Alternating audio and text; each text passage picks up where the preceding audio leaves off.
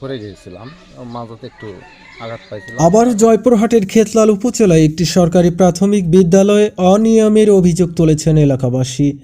শিশির নাজিরপাড়া সরকারি প্রাথমিক বিদ্যালয়ে ম্যানেজিং কমিটি না থাকায় নিয়ন্ত্রণবিহীনভাবে চলছে বিদ্যালয়ের কার্যক্রম, এমনটাই দাবি স্থানীয়দের। একটি বিশ্বস্ত সূত্র জানায়, বিদ্যালয়ে দীর্ঘদিন ধরে ম্যানেজিং কমিটি না থাকায় তদারকি কার্যত বন্ধ। ফলে প্রধান শিক্ষক দেলোয়ারা বেগম দায়িত্ব পালনে বেখেয়াল হয়ে পড়েছেন বলে অভিযোগ করেন স্থানীয়রা। যদিও স্থানীয়রা সরাসরি ক্যামেরায় কথা বলতে রাজি হননি, তবে তারা বিদ্যালয়ের সামগ্রিক ব্যবস্থাপনা নিয়ে গভীর উদ্বেগ প্রকাশ করেন। এলাকাবাসীর অভিযোগের তীর গিয়ে পড়ে বিদ্যালয়ের নৈশ প্রহরীর দায়িত্বে থাকা বুলবুল ইসলামের দিকেও।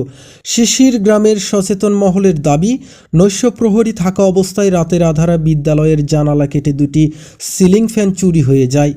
একের পর এক গাফিলতির ঘটনায় ক্ষোভে ফেটে পড়েছেন এলাকাবাসী।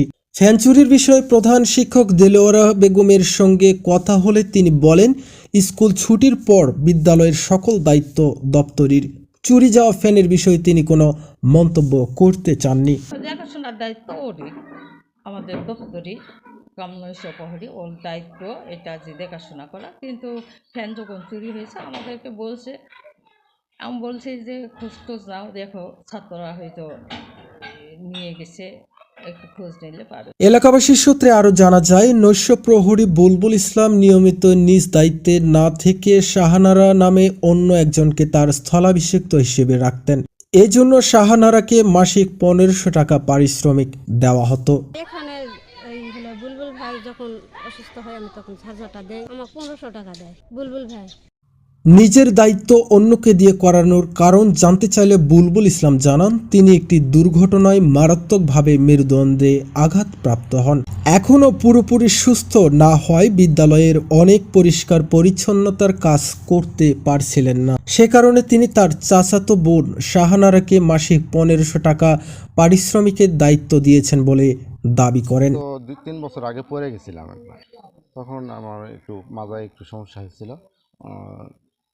ফেলে থাকে একটু কাজ করলে একটু সমস্যা হয়, জাস্ট তাছাড়া এভরিথিং কাজ করি আমি।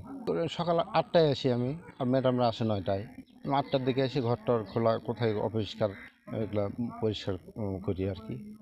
সুস্থ যখন হই তখন ওই আমার বোন হচ্ছে, সবসময় তো আর সুস্থ থাকি না, যখন অসুস্থ হয় সেই সময়টা ওনাকে একটু নিয়ে আমার কাজে সহযোগিতা করে, ঝাড়ঝাড়টা পরিষ্কার, এই আর কি। যখন গরিব মানুষ একটু আমি নিজে ব্যক্তিগতভাবেই ওনাকে একটু সহযোগিতা দেই আর কি। সঠিক ফ্যান চুরির ঘটনায়